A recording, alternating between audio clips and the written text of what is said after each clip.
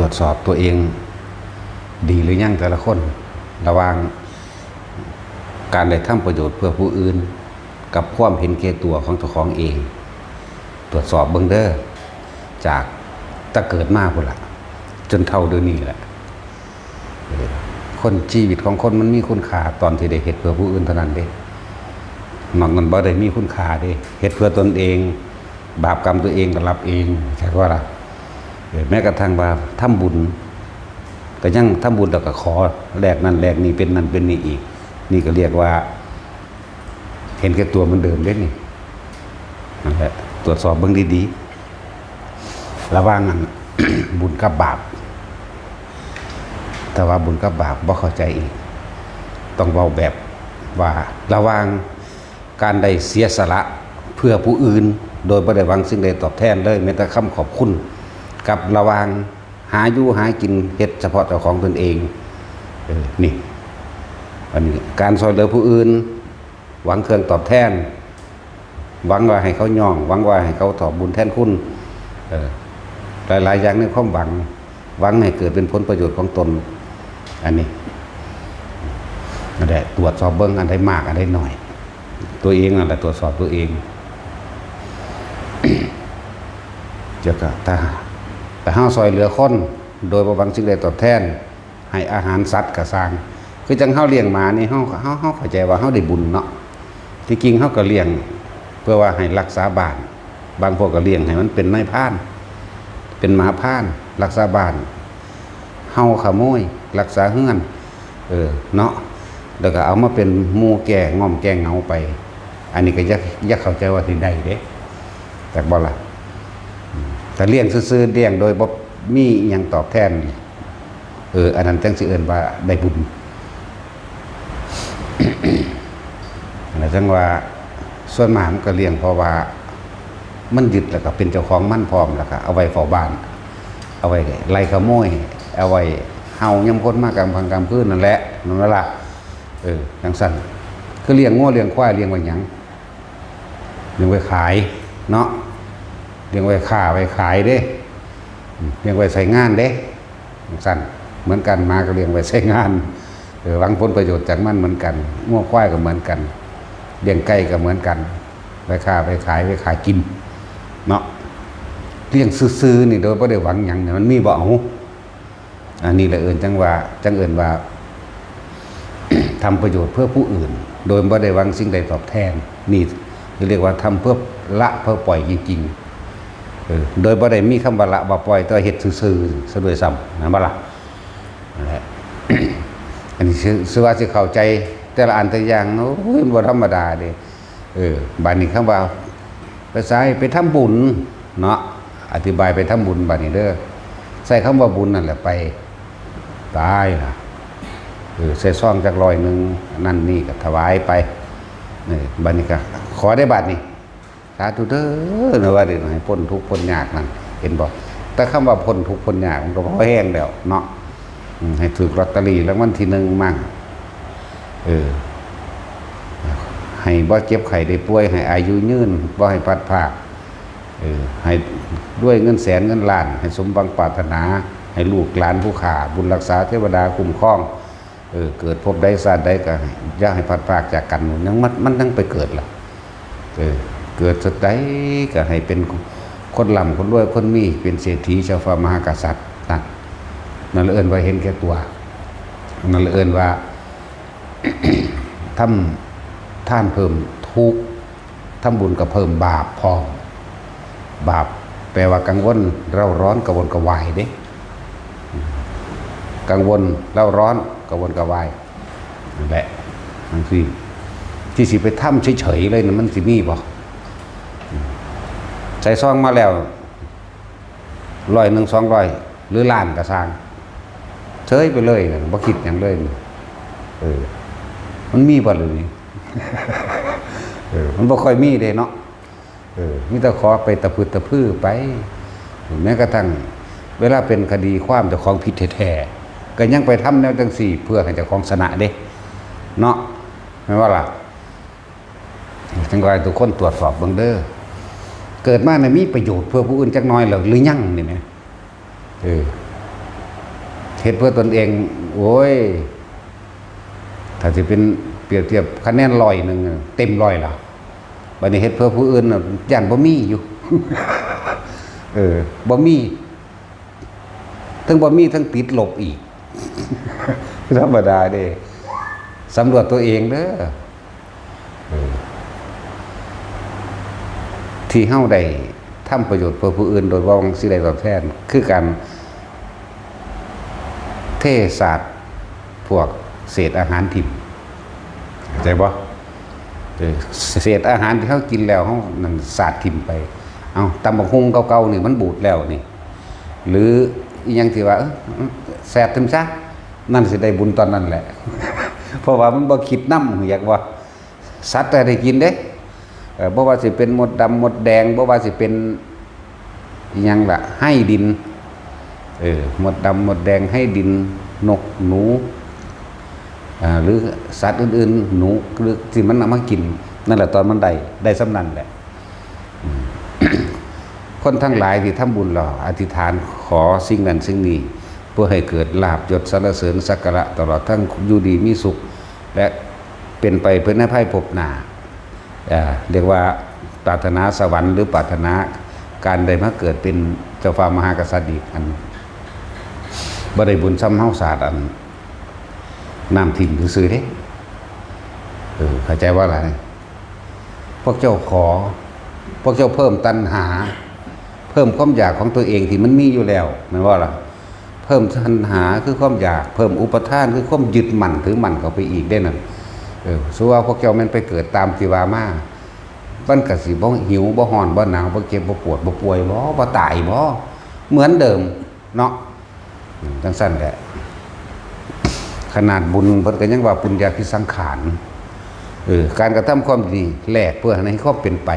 บุญเป็นเครื่องตกแต่งให้เป็นไปตามที่ตัวเองยึดหรือว่าหยังกับอปุญญาภิสังขารบ่จักหยังเลยนั่นแหละจังซั่น เฮาสาดน้ำถิ่มลงไปในขี้ดินมันมีสัตว์ได้กินเด้จักว่าล่ะมันมีแบคทีเรียมันมีหยังอยู่ในหั่นอยู่เด้มันซึมลงไปมันก็สัตว์ชนิดหนึ่งที่เฮาบ่เห็นตาเนื้อเว้นอาจจะใส่กล้องโทรทัศน์เบิ่งสิก็ได้มีตั้งหากมันได้นั่นแหละอันนี้เฮาบ่ได้คิดเอาเด้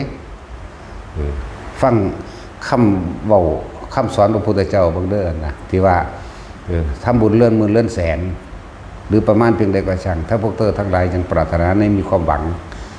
อันนั้นน่ะเรียกว่าทำทานเพิ่มทุกข์หรือทำบุญเพิ่มบาปเพราะไม่รู้ว่าตัวเองกำลังยึดมั่นถือมั่นสะสมและหมักหมมซึ่งตัณหาและอุปทานมากยิ่งขึ้นไปอีกจึงเรียกว่าปุญญาภิสังขารเข้าใจว่าบุญหรือทำความดีนั้น ว่าจะคล้องสิได้บุญแต่ว่าบ่รู้จักบุญจักว่าบุญมันคือความสงบเย็นคือบ่หวังบ่ปรารถนาบ่ขอนั่นเองถ้าบุคคลตั้งใจดีแล้วว่าเราจะไปให้ทานแก่หมู่เราสมณะชีพทั้งหลายผู้บำเพ็ญเพียรโดยตั้งใจแต่ว่าบ่อธิษฐานบ่ขอหยังเลยนั่นแหละจึงเอิ้นว่าบุญจักว่าล่ะพวกเจ้าสิบ่ได้เร่าร้อนกังวลบ่ได้หวังบ่ได้เพิ่มตัณหาและอุปทานนี่มันละตั้งแต่เริ่มท่านแล้ว คือทั้งวานบุคคลทั้งหลายที่เข้าใจในการทำบุญและทำทานเริ่มเป็นบุญแม้กระทั่งเทเศษอาหารทิ้งลงไปในกองขยะยักเยื่อหรือในที่น้ำคร่ำน้ำคราตลอดทั้งเทหรือว่าวานเขาวานไปซื่อๆนี่ไหมโดยบ่ได้มุ่งหวังสิ่งใดตอบแทนอันนั้นจึงเป็นบุญเป็นกุศลมหาศาลแท้นั้นเพิ่นจังว่าจะกล่าวไปย้ายกับผู้ที่ตั้งใจให้ทานด้วยสละความเห็นแก่ตัวของตัวเองกับหมู่เหล่าสมณะชีพราหมณ์ทั้งหลายนี่มีจังสิเป็นเด้อ ส่วนมากก็คือเฮาทำทานเพิ่มทุกข์ทำบุญเพิ่มบาปคำว่าบุญที่พวกเฮาใส่อยู่เสมอนี่คือคนทำบุญว่าบุญแจกเขาเนาะบุญแจกเขาบุญพระเวทบุญกฐิน บุญบวชเพื่ออุทิศจังสี่เนาะเฮาใส่คำว่าจังสี่บัดนี้บุญแจกข้าวบุญบวชบุญอุทิศหยังก็แล้วแต่เถอะฆ่าสัตว์ที่หนึ่งแม่นบ่กินเหล้าก่อนอยู่ดอกไป ส่วนมากคุยกันตกลงกันซะก่อนคือกินเหล้าก่อนถ้ามีเหล้ามีการฆ่าจบละอย่าหวังว่าจะได้อานิสงส์จากการทำบุญที่ตัวเองใส่ความหมายว่าบุญเอาเปรียบเทียบซุมื้อนี่ลดนะเห็นบ่จ้างวงดนตรีจ้างหมอลำนักร้องนักแสดงไปมีแต่ฆ่ากันแม่นบ่บุญอยู่ว่านั่นทั้งภายนอกและภายในกังวลและร้อนตลอดเลยมันเราร้อนตั้งแต่เริ่มปรึกษากันเอาแบบไรเฮ้าควรเถียงกันตั้งที่แรกหรอนั่นแล้วแม่นบ่ล่ะนี่แม่ความจริงที่พวกเฮาหูเห็นกันอยู่นี่แม่เอางานใดบ่ฆ่ากันเอาบ่มีจักงานเลยจังซั่นแล้วได้เอิ้นว่าพวกนี้ทำบุญเพิ่มบาปนั่นแหละแต่ว่าใส่คำว่าบุญแข็งสั้น ทุกบ้านเลยภาษายังแต่เด็กหน่อยนักเรียนไปซ้อมดนตรีก็ยังตีกันเลยเนาะ สิว่าอีหยังกับการไปร่วมกันจังซั่นโอ้มันหลายอย่างเลยแต่เฮาสิเทียบเรื่องแล้วก็การเข้าไปจัดมหรสพพบงั้นลื่นเริงบันเทิงในสถานที่อันเป็นวัดว่าอารามนี่คิดว่าสิได้อยู่บ่ได้จักเม็ดนึงแถมสั่นไปทำลายข้อวัดปฏิบัติในหมู่สงฆ์พร้อมเด้นั่นแหละถ้าสิว่าเรื่องเกี่ยวเนื่องได้เกี่ยวของสงฆ์นั่นก็บ่รู้จักหยังก็ให้เขาเฮ็ดแม่นบ่ล่ะก็ให้เขาเฮ็ดเด้นั่นน่ะนั่นแหละจังว่ามันเลิกการที่อธิบายยังไปพอแห้งแล้วเดี๋ยวนี้เพราะว่าหมู่ภิกษุสงฆ์เหล่านั้นก็บ่ฝึกหัดตัวเองบ่ศึกษาในข้อธรรมข้อวินัยเนาะบ่ศึกษาภาวินัยบ่ศึกษาธรรมบ่ปฏิบัติตนพร้อมเฮ็ดไปนำใดก็เฮ็ดไปนำกันไปเลยเฮ็ดไปตามประเพณีที่ทำตามสืบต่อกันมาเด้เนาะในจังซั่นเด้ เฮ็ดตามประเพณีสืบต่อกันมาลักษณะนั้นที่ว่าสิได้อยู่บ่นั่นแล้วสำนั้นนี่แหละที่เพิ่นว่าเป็นหยังคือเป็นหนีสงฆ์มั่งก็เอาสถานที่นี่ไปเป็นที่จัดงานหรือเรื่องบันเทิงบางหม่องก็เป็นที่จอดรถเอาเงินพร้อม เป็นร้านจอดรถเป็นหม่องทำธุรกิจไปล่ะเห็นบ่นั่นเป็นร้านจอดรถเสียเงินเป็นหม่องค้าขายปิ้งไก่ขนมนมเนยเสื้อผ้าหน้าแพรเครื่องใช้ไฟฟ้าทุกชนิดเยอะขายรถขายทุกอย่างนั่นแหละแม่นบ่ล่ะผิดเบิดละเด้นั่นน่ะแล้วนี่เราจังว่าพวกเฮาจังปลอดการขาย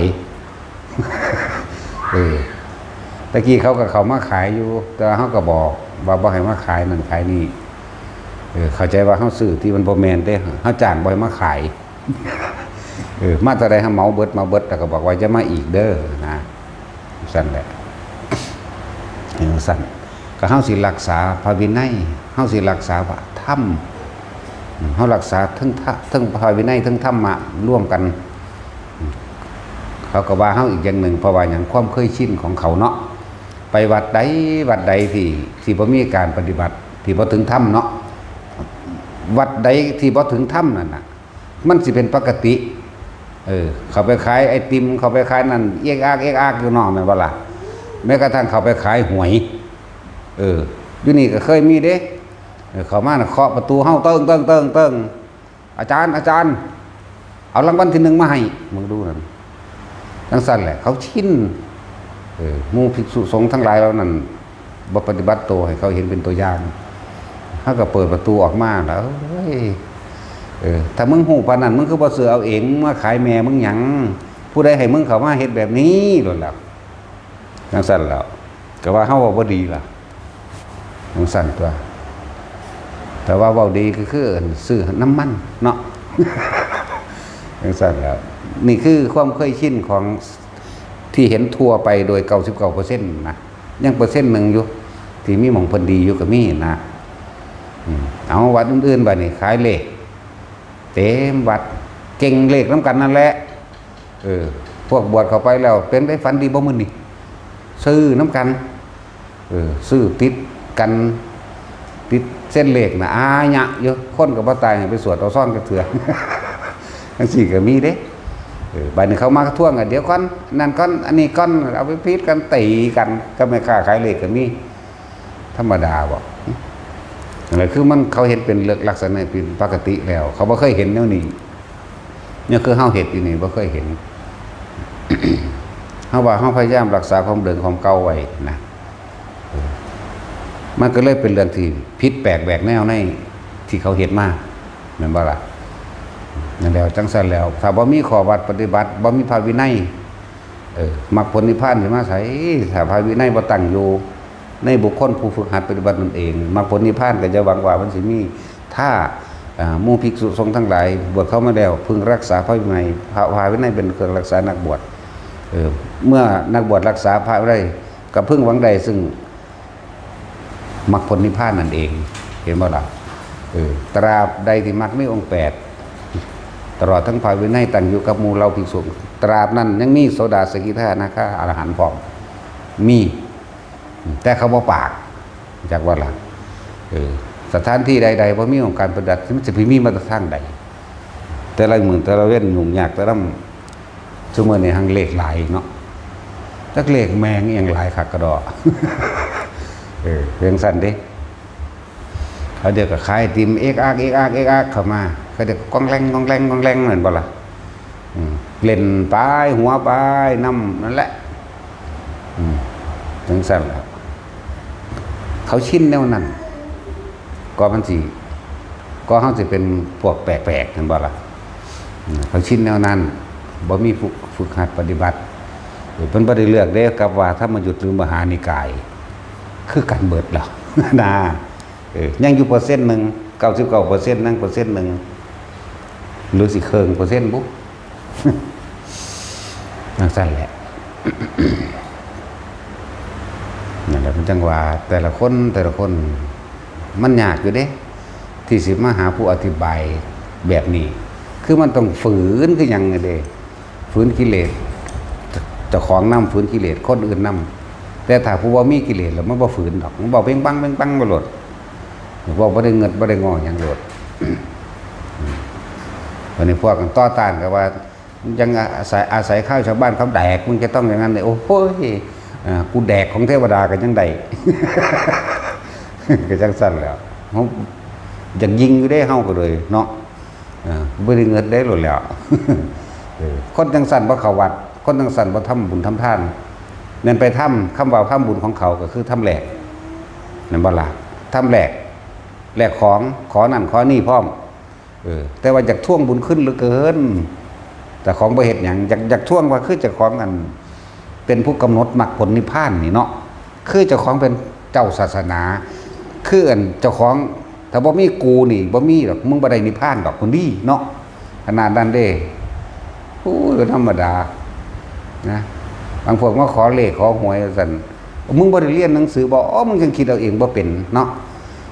แต่แน่จริงบอกเลขที่มาสั่งให้สั่นโอ้ยโคตรพอโคตรแววนี่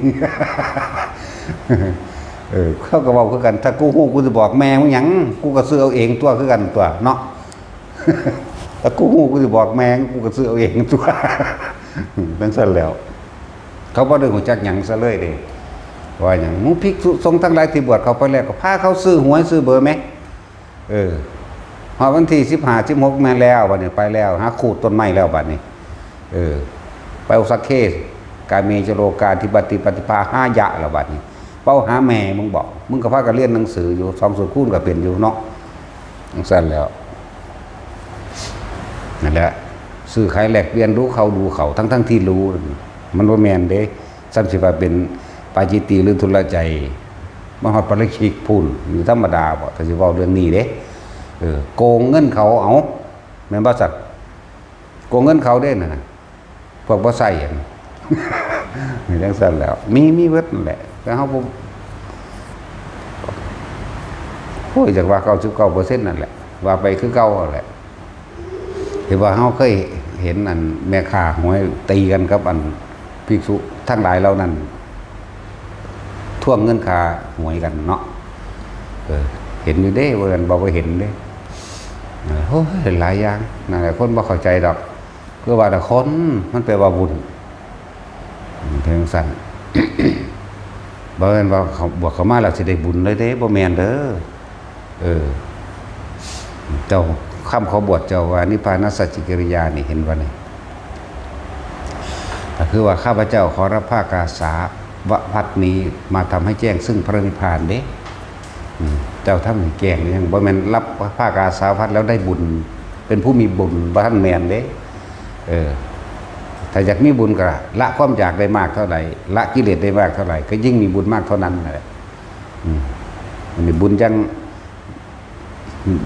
ต่ำยังปฐมยังต้นก็คือความสงบบุญยัง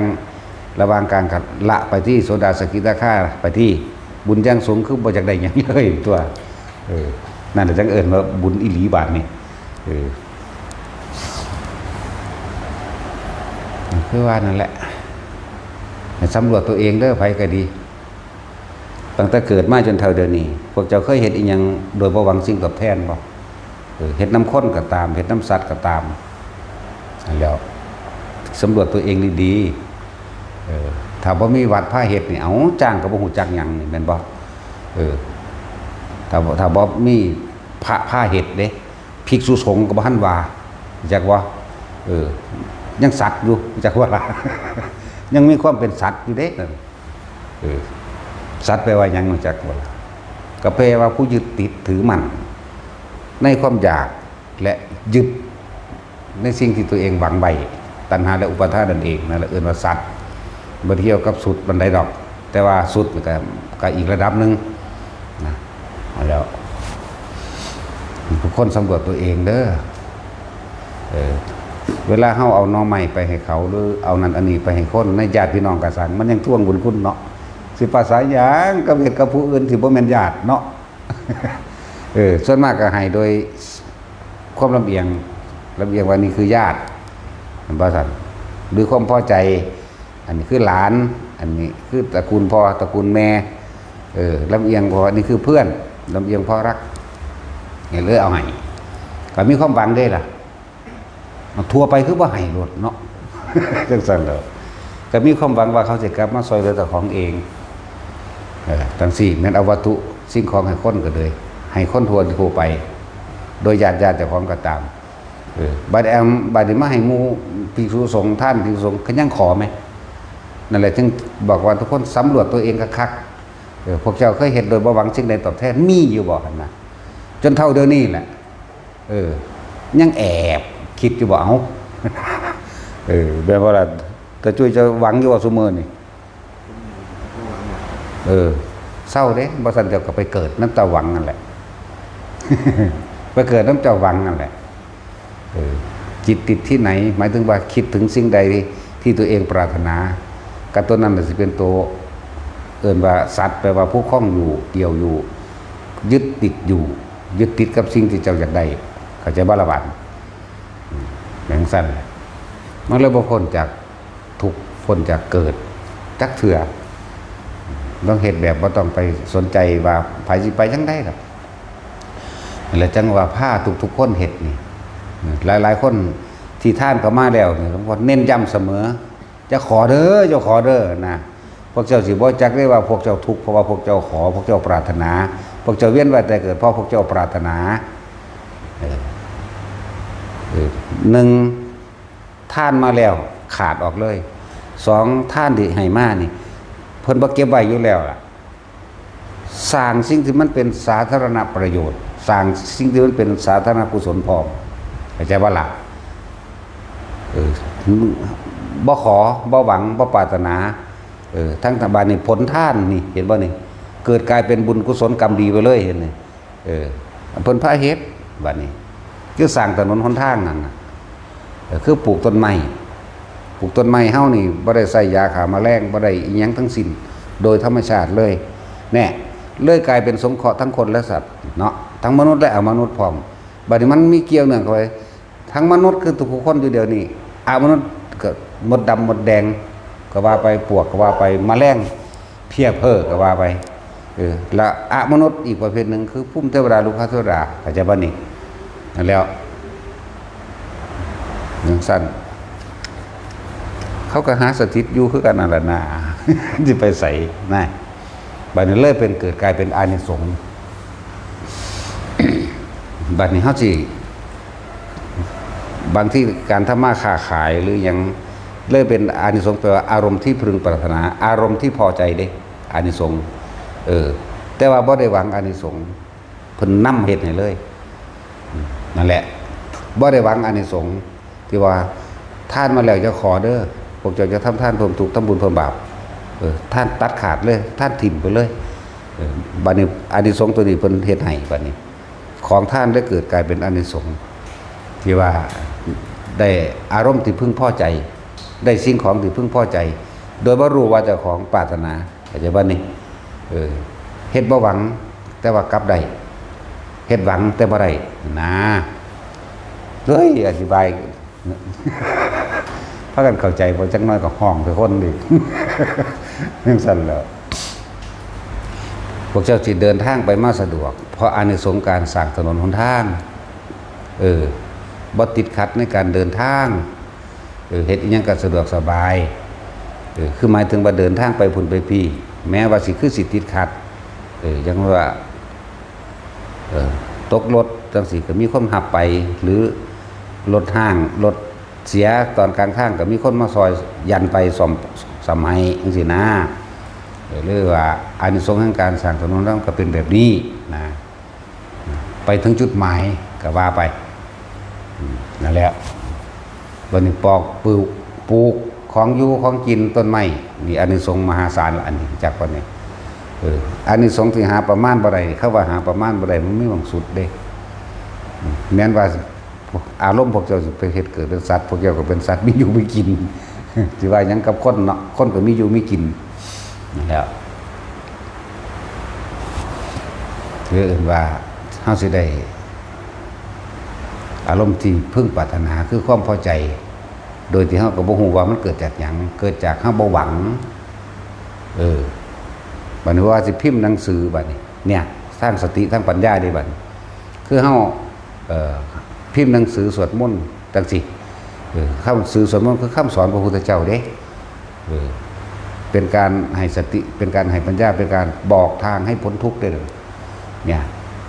หนังสือธรรมะเฮาก็เฮ็ดอยู่แล้วหนังสือสวดมนต์นั่นแหละที่พวกเฮาสวดมนต์ทั้งวัดเนี่ยการสร้างถนนหนทางเฮาเฮ็ดอยู่แล้วเนาะการสร้างกุฏิและวิหารเพื่อรองรับบุคคลทั้งหลายผู้ตกทุกข์ได้ยากพวกเจ้าว่าพวกเจ้าบ่ตกทุกข์ได้ยากกว่า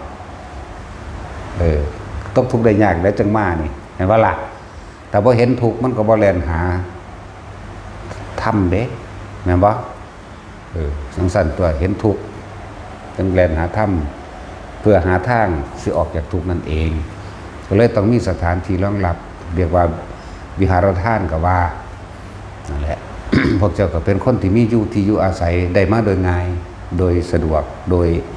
บ่ได้ขับแขนเครื่องหยังละนี่จะเอิ้นว่าอานิสงส์แต่เฮาบ่ค่อยเว้าเรื่องอานิสงส์สิได้นั่นสิได้นี่เป็นแบบเว้าร่วมใหญ่ไปโลดเว้าแบบนี้โลดคนที่สร้างวิหารทานจังซี่แต่ว่าบ่ได้หวังผลในทานก็สิได้เดินง่ายๆมีขี้ดินขี้ดอนอยู่มีบ้านหลายหลังมีนั่นมันนี่เหลือเฟือจนบ่อยากได้แต่กลับได้เป็นซั่นสิไปมาทั้งนั้นทั้งนี้สะดวกจังซี่มีคนมาอุดหนุนจุนเจือหรือได้รถได้เรือมาโดยง่ายจังซี่เดินทางไปหันไปนี่ก็บ่ขัดข้องนี่คือการสร้างถนนหนทางจากวันนี้ที่อยู่อาศัยก็คือวิหารหรือธรณีสงฆ์นี่เองอย่างสั้นไปในการเกี่ยวกับยารักษาโรคต่างๆเฮาซอยเหลือคนเจ็บไข้ได้ป่วยเด้คนป่วยติดเตียงหรือหลายๆอย่างละเยอะแยะพวกคือเฮ็ดเบิดทุกอย่างเลยอะไรที่มันเป็นแบบสาธารณะเลยเฮ็ดเบิดคนบ่มีข้าวกินก็เอาไปให้จังซั่นแหละคนบ่มีข้าวกินหรือว่าถ้ามันมีขนมนมเนยอย่างหลายจังซี่เอาไปเป็นทานกับเด็กน้อยนักเรียนจังซี่หรือบริจาคให้สู่โรงเรียนเลยล่ะโรงเรียนขอนั่นขอนี่มากก็ให้ไปขอไฟสว่างก็ให้ไปนั่น ท่านไฟสว่างบ่แม่นท่านไฟแต่สิได้อันปัญญาดีเด้ พูดต้องหนังสือธรรมะหรือศึกษาธรรมะผู้ใดจังสิเอิ้นปัญญาดีเข้าใจว่าล่ะเฮาศึกษาดีแล้วเฮาเห็นคุณค่าลึกซึ้งโดยธรรมเข้าใจละเอียดแจ่มแจ้งจังใดคนสิรู้ความรู้อันนี้เนาะก็ไปหาหนังสือแบบนี้แหละไปท่านต่อก็จะว่านี่บ่แม่นว่าอยากมีปัญญากูสร้างพระไตรปิฎกกันหน้าเนาะคือไปซื้อมาแต่ของก็บ่รู้ความหมายก็ได้แค่เจ้าก็ได้วัตถุจากว่าแต่ว่าเจ้าบ่ได้เนื้อในมันฟังดีๆเด้เจ้าบ่ได้เนื้อในมันเด้ว่ามันไปซื้อไปเอาซื้อนี่มาตู้นึงตึ๊บว่าเจ้าของมีปัญญาแล้วยั่งต่อของรู้แกงในหั่นซะก่อนจังจังใดมันสิแพร่กระจายไปนอนี่จังหากยังสิเป็นปัญญาแล้วเพิ่มเสริมเติมปัญญายิ่งจากว่าล่ะบ่ซั่นผู้ใดว่าถ้ามีเงินก็ซื้อได้เบิดตัว ก็เฮ็ดได้เบิดตัวเปรียบเทียบง่ายๆคือพระผู้เพิ่นไปฝึกหัดปฏิบัติตนเองมันในป่าในเขาออกมาแล้วรู้แจ้งเห็นจริงออกมาแล้วโอ้อันนี้ของจริงอันนี้ของปลอมอันนี้เป็นแบบนี้แบบนี้อยากให้คนพ้นทุกข์จริงๆตามที่ตัวเองพอรู้ไปเห็นมาเห็นบ่ซั่นเพิ่นก็เที่ยวเฝ้าสั่งสอนแสดงบอกแนะแนวทางให้แบบนี้แหละเข้าใจบ่ล่ะนี่มันจังเสริมตื้มไปกันนั่นแหละเขายังว่าปัญญามันเอาให้กันบ่ได้เจ้าของต้องฝึกฝนโดยตนเองเมื่อใดปัญญาแล้วสติปัญญาแล้วเฮ็ดจังใดผู้อื่นสิได้เนาะก็จังมาเป็นครูผู้ฝึกให้สอนให้บ่แม่นว่าคนบ่รู้หนังสือมันก็ซื้อได้ถ้ามันมีเงินเนาะซื้อว่าเลยพระไตรปิฎกสุดนั้นสุดนี้เอาไปถวายกูได้ปัญญาแล้วบ่แม่นแบบนั้นเฮาต้องมีทางเฮาต้องรู้จักบ่แม่นฟังสืบต่อกันมาว่าโอ้ยภาษาลีบุตรเพิ่นสร้างพระไตรปิฎกเด้เพิ่นทั้งมีปัญญาเห็นบ่สังสรรค์เด้มันบ่แม่นได้เพิ่นรู้ลึกซึ้งเฮ็ดจังได๋สิเป็นประโยชน์ต่อไปนอนี่เพิ่นก็รู้เนื้อในหนังสือนั่นพร้อมเพิ่นจังสร้างแม่นบ่บ่แม่นตั้งสร้างก็ดีอยู่อย่างนึงพวกเจ้าได้วัตถุซื่อได้วัตถุพวกเจ้าบ่อึดหนังสือแต่ว่าพวกเจ้าบ่รู้ความในหนังสือจังซั่นแหละ หลายคนเป็นแนวนั้นเดี๋ยวนี้เนาะหนังสือสวดมนต์พระหงส์มหากาหนังสือเมตตาใหญ่หลวงปู่จรัญเพิ่นเฮ็ดเนาะเพิ่นรู้เนื้อในมันแห้งพอแห้งก็ได้เพิ่นจังอยากให้คนรู้แจกไปเนาะแต่บางคนบัดนี้เพิ่นเขาว่าห่วยกูมีเงินเจ้าหน้าเนี่ยสั่งเอาหน้าแล้วก็ไปถวายวัดนั้นเจ้าของก็ยังทองบ่ได้เจ้าของก็ยังบ่ฮู้จักหยังเนาะเท่าเจ้าก็ได้หนังสือนั่นแหละพวกเจ้าก็ได้แต่ว่าพวกเจ้าบ่ได้เนื้อในบ่ได้ใจแต่บ่ได้ใจตนเพราะพวกเจ้าบ่ฝึกหัดบ่ศึกษานั่นตนเองจังแต่อยากตายที่กับท่านทั้งพากันอันถวายหลอดไฟตัวบัดนี้ให้ความสว่างทั้งหลอดไฟตัวเนาะมันก็ตาทิพย์ตัวแต่อยากได้ปัญญาดีก็ต้องศึกษาพระธรรมละเอียดแจ่มแจ้งดีแล้วแม้นสิละบ่ได้ก็สร้างแต่ว่าเป็นผู้บอกทางใดเข้าใจว่าล่ะเหมือนกันกับพระอานนท์เพิ่นก็มีลูกศิษย์เป็นพระอรหันต์หลายเด้ล่ะเนาะเพิ่นก็บ่ได้เป็นอรหันต์เพิ่นสอนได้โอ้ยหลายคนดอกจังอันหลวงพ่ออีหยังที่เขาเจ้าว่าเถรไปลานเปล่าลูกศิษย์เป็นอรหันต์ก็หลายเน้นก็เป็นอรหันต์ลูกศิษย์เพิ่นเด้ล่ะแต่ตัวเองละพันใดจักว่าล่ะมันนั่นก็มีเด้นั่นแหละเหมือนกันกับพวกเจ้าได้ท่านหนังสือแต่ว่าพวกเจ้าบ่ได้เนื้อในหนังสือนะจังซั่น ก็เลยอยากในตำราว่าเอาประทีปจุดตะเกียงหรือท่านแสงสว่างก็ได้ตาทิพย์อาจจะแม่นนะแต่ถ้าได้ปัญญาค่ะพวกเจ้าต้องศึกษาเนื้อในมันซะก่อนเด้บ่แม่นซื้อหนังสือไปเลยเหมือนกับพวกเจ้าบ่อึดหนังสือนั่นแหละแต่บ่เรียนหนังสือนะ บอกเป็นตะงงเนาะความจริงเป็นจังซี่อีหลีเด้อความจริงมันนั่นน่ะเพื่อพ้นรู้แจ้งแตกฉานออกมาดีแล้วบอกทางใดแต่กูละบ่ทันใดโอ้เฮ็ดจังได๋สิมีประโยชน์นะผู้เขามีปัญญายิ่งๆละได้กว่าเฮาต้องมีจังซี่จังนั่นแหละมันจังเพิ่มปัญญาให้ตัวเองไปละในขั้นต่อไปเข้าใจว่าล่ะ บ่แม่นถึงยินแต่เขาว่าไว้เพื่อจะมีสติปัญญาถวายหนังสือธรรมะเด้อหลายโพดแนวมนต์นี่มนต์พิธีมาเป็นปึกเป็นปึกแต่สวดได้จากบทบ่พูดได้หันแปลได้สมบูรณ์ได้หันเนาะนั่นแหละ สำรวจตัวเองเด้อระวังบุญกับบาปใดมันมากกว่ากันเอาบ่รู้จักบุญกับบาปหรอกต้องระวังการทำประโยชน์เพื่อผู้อื่นโดยไม่หวังสิ่งใดตอบแทนกับการหากินเฉพาะตัวเอง หรือการทำอะไรก็ช่างมีแต่ความหวังสิ่งตอบแทนนี่เอาไปเทียบกันเด้อสองอย่างนี่อันใดมากอันใดน้อยว้ายวันจากอันเห็นแก่ตัวนี่หาอยู่หากินเฉพาะเจ้าของอยากได้อยากดีอยากมีอยากเปลี่ยนบ่ว่าจะเฮ็ดหยังกะสร้าง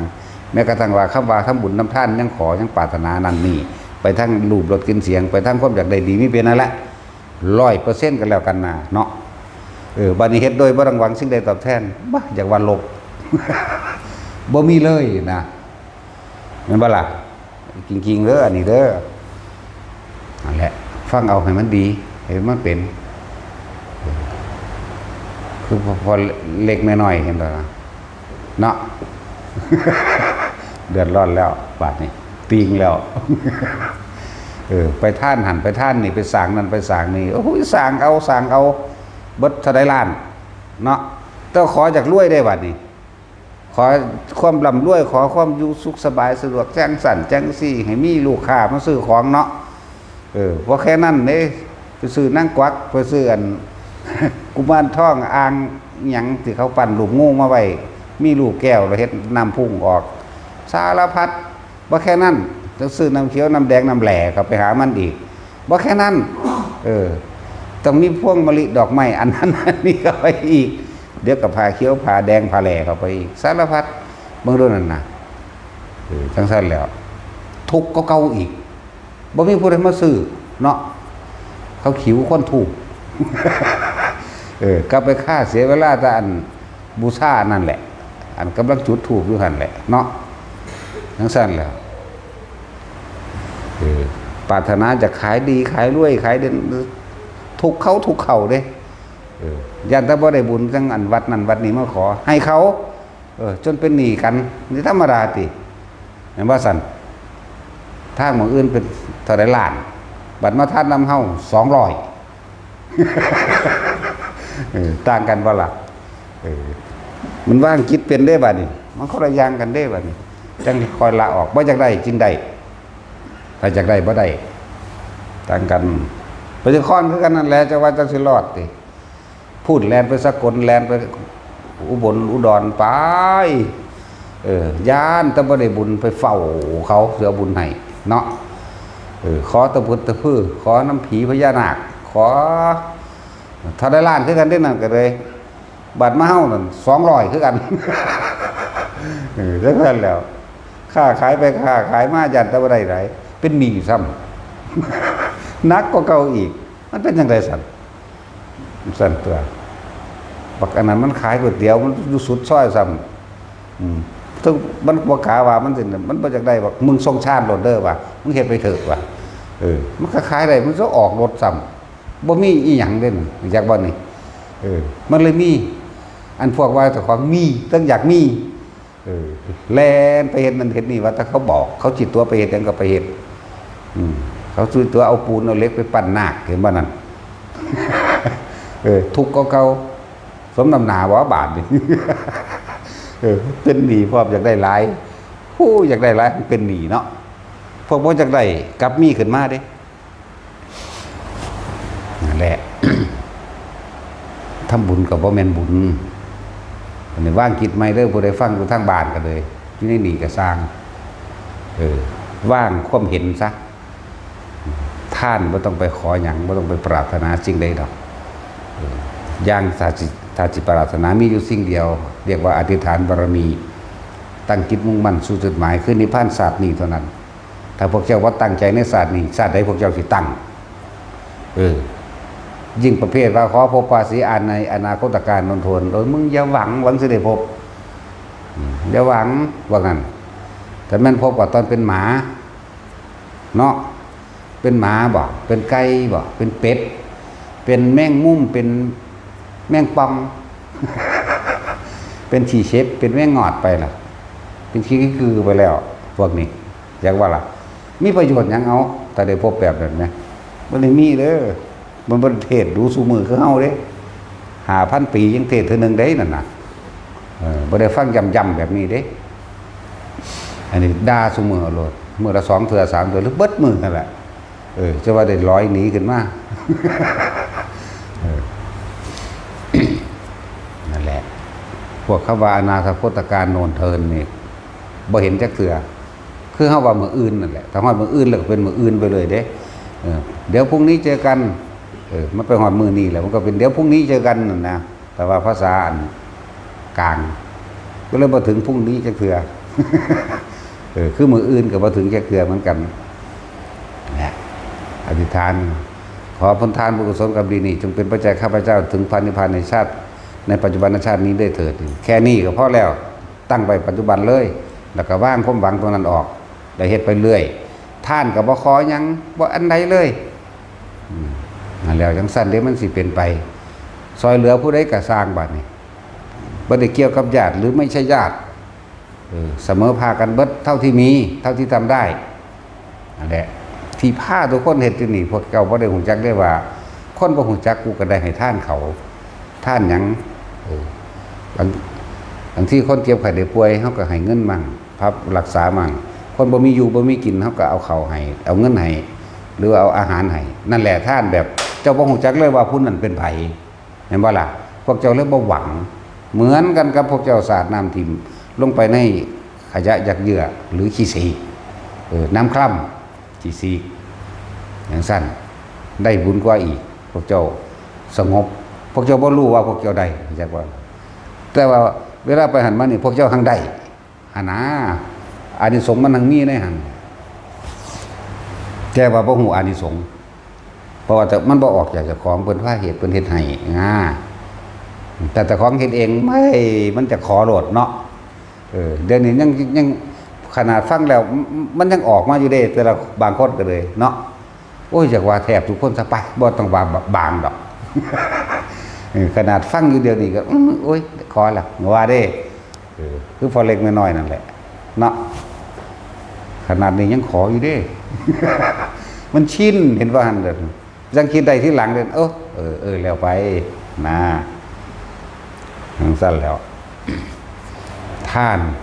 ก็สามารถถึงนิพพานได้เหมือนกันท่านโดยบ่หวังผลในท่านบ่มีจิตผลในท่านบ่มุ่งการสังสมในความอยากได้อยากดีอยากมีอยากเป็นจากมันสละจาคะออกแล้วก็บ่ต้องไปกำหนดกฎเกณฑ์ว่าให้เพิ่นใส่ค่าหยังอีก พวกซอยหลวงพ่อค่าน้ำค่าไฟก่อนจังซี่แหมโอ้ยยังมากำหนดอยู่มันก็บ่ขาดคือเก่าตัวนั้นน่ะจังซั่นตัวท่านไปเลยบ่ต้องไปหวังผลในท่านบ่มีจิตพันธุ์ผลในท่านบ่มุ่งการสังสมในความอยากได้อยากเป็นใดๆทั้งสิ้นนี่มันขาดออกแล้วเฮ็ดดูเข้ามันก็เกิดความคิดชินจิตก็บ่มีหม่องตั้งคือบ่ไปคิดถึงแนวอยากได้อยากดีอยากมีอยากเป็นจักพอมันบ่ไปคิดถึงว่าอยากได้บ้านหลังใหญ่อยากรวยอยากมีรถอยากยศถาบรรดาศักดิ์อยากมีอำนาจมันขาดออกเรื่อยๆบัดนี้ยิ่งเข้ามาประกอบกับการฟังธรรมนี่ฟังธรรมเฮาก็เข้าใจวิธีว่างจิตเป็นแล้วแถมซ้ำมันยังมาภาวนาอีกท่องชาติเป็นอีกมันสิไปไสวะนะเขาว่ามันสิไปไสหมายถึงนิพพานเด้นี่บ่แม่นนั่นเด้นั่นแล้วมันสิไปไส พวกนี้ธาตุขาดตลอดความคิดของเฮาบ่ไปตั้งความหวังไว้ว่าได้นั่นเป็นนี่จักบ่คือว่าเฮาตายบ่คิดถึงหยังก็สร้างอย่างต่ำๆคนทางว่างคิดเป็นกลางจังคำว่ากลางคือบ่คิดถึงความใดความดีความมีความเป็นคือมันเป็นกลางมันเป็นอุเบกขาได้บ้างตอนแม้นว่าสิเป็นอารมณ์อุเบกขากะจังจังน้อยๆไปเกิดในพรหมโลกปริสัชชาจากวันนี้ตายจากปริสัชชาแล้วขยับขึ้นบนเลยได้นี่ไปสุทธาวาสเลยอนาคามีเลยคนบ่อยากได้เด้บ่จังท่านแบบนี้เป็นจักว่าล่ะนั่นแหละ จากอนาคามีแล้วจังสิว่าบาดนี้จังสิว่าพวกเจ้าสิได้ในระหว่างทำกลางเบิดอายุ หรือค่อยๆเลื่อนขึ้นไปเป็นอุปหัจจะปรินิพพายีอุทังคโตโสสมชีวิตาจังซี่ว่าไปบ่จักหยังดอกว่าจักสิเว้าเฮ็ดหยังแน่สิเนาะอยู่ในหนังสือเนี่ยพากันทองแปลเนี่ยพากันแปลเบิ่งอยู่ว่าพวกอาคณะใครมี5สั้นน่ะพากันอ่านคำแปลบ่อยู่ในธรรมจักรนั่นแหละอนาคามี5นั่นน่ะสุทธาวาส5นั่นน่ะอุปหัจจะปรินิพพายีสมชีวิตังนี่อุทังคโตโสเนี่ยแปลว่าจังใดบางคนก็ได้นิพพานระหว่างทำกลางที่อายุของกับอายุแห่งนั้นยังไม่หมดบางคนก็ได้ค่อยๆเลื่อนขั้นจากสุทัสสาสุทัสสีขึ้นไปจนถึงอาการนิสการแล้วเข้าสู่พระนิพพานใช่ไหมมีได้หลายคำแปลนั่นนะเด้อสั้นแหละสีก้าวไปใหญ่กับที่ว่าทานก็ไม่หวังผลในทานไม่มีจิตุพันในผลในทานไม่มุ่งการสังสมไม่มีความอยากได้หยังประกอบแล้วกับการฟังธรรมสุตตะมัญญปัญญาได้เกิดขึ้นแล้วรู้แจ้งเห็นจริงตามความจริงแล้วเหลือแต่เครื่องอยู่คือการภาวนาเป็นวิธีหาเครื่องอยู่ของใจหาเครื่องอยู่ของความรู้สึกเฮาหาที่อยู่แห่งจิตเพื่อให้จิตตั้งมั่นเป็นอารมณ์อันเป็นหนึ่งเข้าใจบ่นี่มันครบแล้วได้นี่แต่ผ้าเหตุมันนี่ว่าท่านนี่คือบ่ได้หวังแล้วเวลาใดกระสั่งที่เฮาเข้าสู่การภาวนามาถึงจับลมหายใจหรือทรงฌานใดศีลเกิดพร้อมเข้าใจว่านี่ปัญญาก็เกิดพร้อมอยู่ในหันจากว่าล่ะและทำให้บ่อยทำให้มากทำให้ชินมันก็เห็นความเป็นไปของสิ่งทั้งหลายทั้งปวงมีความเกิดขึ้นเป็นธรรมดาบ่กี่ลังอย่างลื่นดอกไหลสู่คอแตกดับเองดอกนั่นแหละนั่นก็เป็นสุตตมัญญปัญญานี่คือคำว่าสุตตะคือการได้ยินได้ฟังที่เพิ่นแสดงนั่นแหละสุตตะมัญญะก็เป็นพิจารณาใจของเจ้าของเองปัญญาเมื่อการได้ยินได้ฟังเป็นเหตุให้เกิดการคิดพิจารณาเปรียบเทียบเรื่องว่าสุตตะมะยะนี่เปรียบเทียบจากว่านะปัญญาแบบนี้แบบนี้มีเอง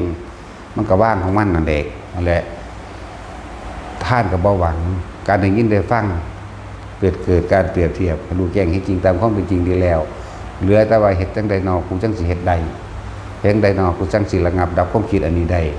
ถึงมีการภาวนาเข้ามานี่เองนั่นแล้วครบสูตรเบอร์ละเด่นนี่แต่ที่ว่าบารมี10ก็ร่วมลงในลมหายใจท่านหรือว่าศีลสมาธิปัญญาก็ร่วมลงหายใจศีลยังกระสร้างนั่นแหละแต่ที่ว่าเรื่องหัวใจของศีลจริงๆนั่นนะก็คือการไม่มีความคิดจากบนบ่คิดเบียดเบียนทำร้ายให้ผู้ใดผู้หนึ่งเสียชีวิตและทรัพย์สินตลอดทั้งมนุษย์และอมนุษย์ตอนนั้นพวกเจ้าบ่คิดเด้ที่พวกเจ้าอยู่กับลมหายใจอันว่าจะไปฆ่าไปหักไปสร้างไปแม่นบ่ก็นั้นแล้วบอกว่านี่เป็นของง่ายที่สุดแล้วลมหายใจเป็นหนทางเป็นฐานใหญ่อยู่แล้วลมหายใจเนี่ยเป็นที่หนึ่งอยู่แล้วแต่เฮาทรงจับลมหายใจแล้วอุณหโลมมันก็เกิดเพราะว่าพวกเฮาเนี่ยใส่วิธีลัดเอาผู้ใดเฮ็ดจังซี่ได้มันหน้าคามีพุ่นเด้จักบ่ล่ะแล้วไปเถอะเป็นค่าหรือบ่ค่าก็เลยเฮ็ดไปเถอะก็ว่าคือสิสุดยอดในวิธีว่าสั่นแล้วง่ายแล้วนะสั่นแล้วง่ายแล้วคำว่าง่ายนี่คือเฮ็ดก็ง่ายโดยบ่ต้องไปอาศัยสถานที่อยู่ไสโดยบ่ต้องไปอาศัยเวลาใดอีกง่ายเพราะว่าหยังเพียงแค่เฮาคิดถึงมันถึงลมหายใจปุ๊บแน่ง่ายแล้วบ่เลือกการสถานที่บ่เลือกเวลานั่นบ่เฮ็ดได้เลยได้ล่ะขึ้นอยู่กับสติของเจ้าของเองเมื่อฟังเข้าใจดีแล้วฝึกหัดปฏิบัติแล้วตัวเองผู้เป็นผู้เฮ็ดเองก็สิรู้แก้งในตัวเองดอก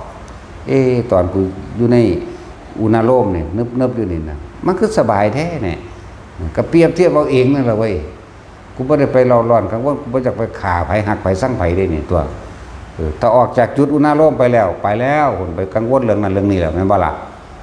ซั่นแล้วเลยบอกว่าเป็นวิธีที่สะดวกที่สุดแล้วง่ายที่สุดแล้วบ่มีอีหยังสิยิ่งกว่านี้อีกดอกแล้วความคิดของคนนี่บ่มีไผบังคับไผได้เด้ มีแต่ตัวเองเท่านั้นเด้ที่ใส่ขั้นบังคับตนเอง แล้วก็เอาความคิดบังคับความคิด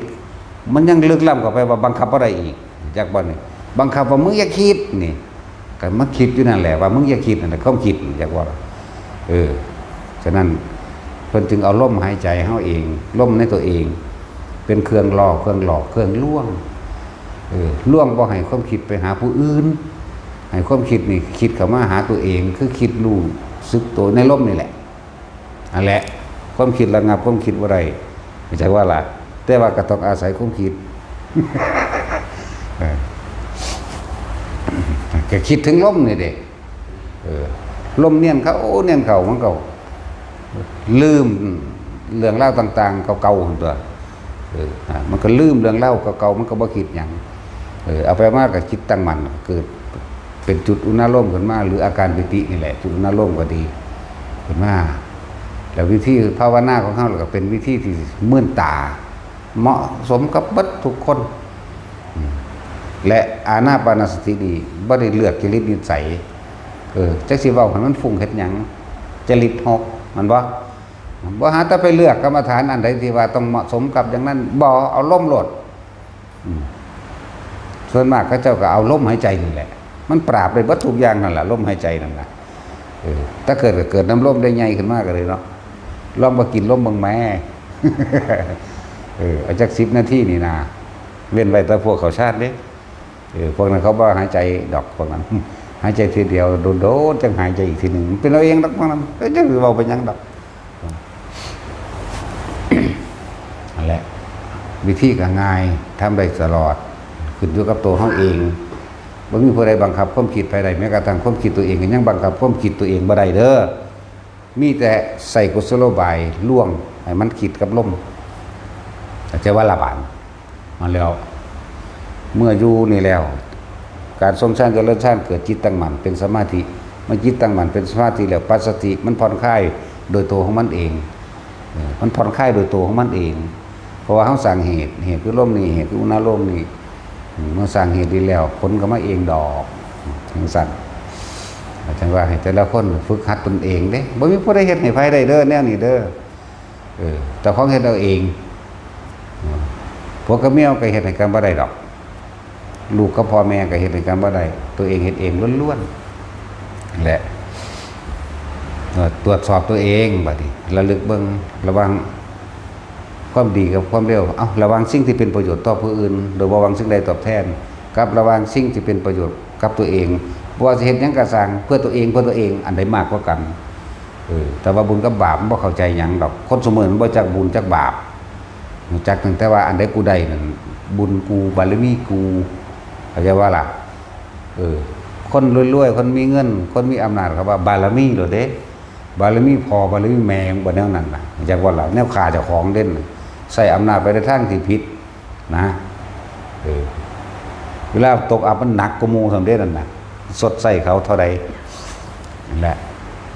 จะคิดว่ามีอำนาจสุดท้ายมันจะซักเอิ้นบารมีเด้บ่แม่นเด้อบารมีแปลว่ากำลังใจที่สละเพื่อผู้อื่นได้เด้จังสิเปลี่ยนไปได้บารมีคือการเสียสละออกมันใส่ทรัพย์ผิดคือเฮาทำบุญนั่นแหละแต่ว่าทำบุญขอตะพื้นทำบุญหาแมงบอกเนาะถ้าบอกจังซี่มันก็บ่เครียดมันก็บ่จักว่าอารมณ์เจ้าของเป็นใดคนมานำอันบ่ม่วนก็หลายอยู่เด้เนาะเวลาเครียดมันก็บ่คิดเบิ่งแนวมันเครียดให้เขาเฮ็ดหยังเนาะผู้ใดเป็นผู้เครียดเนาะไผล่ะก็เจ้าของตัวเพิ่นก็เว้าเสยอยู่ซั่นแหละจังว่าเทียบเบิ่งว่าแต่ของทำเพื่อผู้อื่นกับทำเพื่อตัวเองอะไรมากกว่ากันพวกเจ้าไปปลูกหมกฮุงไปปลูกม่วงอยู่ที่เจ้าของหน้าเจ้าของหวงว่าสั่นเนาะพวกเจ้าปลูกอยู่นี่บ่หวงเด้แล้วแต่มึงสิเป็นได้เป็นของกูเข้าใจบ่มันบ่แม่นของกูส่วนปลูกน้ำไม้น้ำหน้าของกูเข้าใจว่าล่ะบ้านนี้เอาตั้งแต่เกิดมาสมมุติว่าเห็นมะม่วงต้นนั้นพอดีได้รับมรดกเนาะมะม่วงต้นนั้นก็ถ้าไผปลูกล่ะไม่เห็นเลยก็ยังของกูด้วยนั่น แต่ของบ่ได้ปลูกก็ดีเนาะเห็นบ่ล่ะหน่อไม้เต็มอยู่จังซี่หน่อไม้กูโลดเด้จักไผปลูกจังซั่นแล้วมันสิตายน้ำของกูนั่นแหละเที่ยวเกิดเที่ยวตายหนึ่งจักบ่ล่ะลองบ่มีของกูจักอันจักอย่างดูมันจะยังมาเกิดเดี๋ยวนี้นั่นแหละเฮ็ดอีหยังก็ของกูเฮ็ดอีหยังก็ของกูแต่เฮ็ดอยู่วัดบ่ของกูเด้บักจกงามๆก็เขาทิ่มได้ บัดนี้ถ้าของกูบักจกเหียนโอ้แท้งอยู่ว่าสั่นไปซูนหินก็ได้โอ๊ยเอามาเบิ่งโลดฝนโลดเนาะลองของวัดเบิ่งดูบัด ของวัดกับของหลวงเด้อบ่ได้สนใจเครื่องตัดหญ้าปาดตำเป่งไปเลยเด้บินหักบ่ทนขาดว่าสัตว์ทิ่มซื้อไหมนั่นบ่เป็นของกู จักว่าล่ะมันเลยบ่ห่วงมันเลยบ่ทุกข์แต่อันใดของกูลองเบิ่งแหมแต่ว่าตัดอย่างแข้งแล้วแข้งอีกเด้ย่านดันไปถึกเหล็กย่านไปถึกหินเนาะอีหลีแล้วนั่นแหละของกูมันจักบ่นั่นพวกเจ้ายึดอยู่ในอันพวกเจ้ากำลังเฮ็ดบัดนี้มักจกก็คือกันมักจกหลวงหรือมักจกวัดซัดไปเลยแล้วแต่มันก็งัดเอาจนดำหักพุ่นแม่นบ่ล่ะงัดเอาจนมันบินพุ่นอีหลีนี่แล้วก็บ่แม่นของกู มันเลยบ่หวงมันเลยบ่แบกมันเลยบ่ผูกแต่ได้ของกูแล้วโอ้ยมักจกเพิ่นก็เหียนกับเจยแล้วจักว่า มันเจยแล้วด้ามก็ขี้ลายยังแพงขนาดนั้นแต่ของเพิ่นที่มันบ่แม่นที่เนาะอีหลีนี่แหละมีดกับทิ่มสะน้ำปลาหุ่นซื้อมาใหม่ๆนั่นแหละก็มันบ่เป็นของกูมันเลยลืมแต่ของกูบ่ลืมก็แล้วกันขาดบันไดหรือห่างมาได้ก็นำหาอยู่ว่าซั่นสมมุติว่าเขายืมไปแต่ของฟันบินบานไว้ตามเลยเขาไปฟันเครื่องใหม่จัดขาดมาอันนั้นขอเอามาคืนเด้อเอาวางไว้หันเอาไว้หันละเนาะดึงมาเบิ่งแม่เอ้ยบินเบิดของกูนั่นแล้วล่ะเฮ้ยหูนั่นกูว่าให้แมงยืมอีกหรอกว่าเด้ตั้งแต่ของฟันบินบานไว้แล้วเด้นั่นแปลงสั้นอีหลีแน่นอน1,000,000%อยู่แล้วอีหลีอยู่แล้วเป็นหนังสือบ่แม่นเด้อแต่ของเพิ่นเนี่ยเฮ้ยหวงแพงว่าซั่นสมน้ำหน้าซะว่ามันเกิดตายอยู่นี่แหละเนาะ แต่อันใดบ่แม่นของกูมันบ่ห่วงเด้แต่เขาถามจักแล้วบ่ได้เอาไปได้หลักเด้บ่แม่นผู้นั้นบ่ผู้นี้บ่คุณโยนความผิดไปล่ะถ้าของกูเบิ่งดูมึงแล้วเอาไปแล้วย่ำกันว่าซั่นจนผิดกันฆ่ากันน้ำของกูนั่นแหละว่าซั่นที่ว่าบ่พวกนี้ฝากชีวิตไว้นำมันจกห่างๆบานๆบินๆแหละมันจกพ่อบางคนก็ตายบ่ห่วงบักฮงพ่อตายเพราะห่วงบักม่วงกระดันเนาะห่วงหน่อไม้จังซี่ก็มีเด้นี่แหละอันใดของกูเอาทางลอกเบิ่งแม่มันบ่ถูกโลดเนาะอันใดแต่บ่เป็นของกูบ่ถูกเด้แม่นบ่ล่ะอยู่ไรว่าบ่แม่นเอาสมาทานตื่นแต่นอนบ่เนาะบัดนี้เนาะขึ้นผู้บ่นี่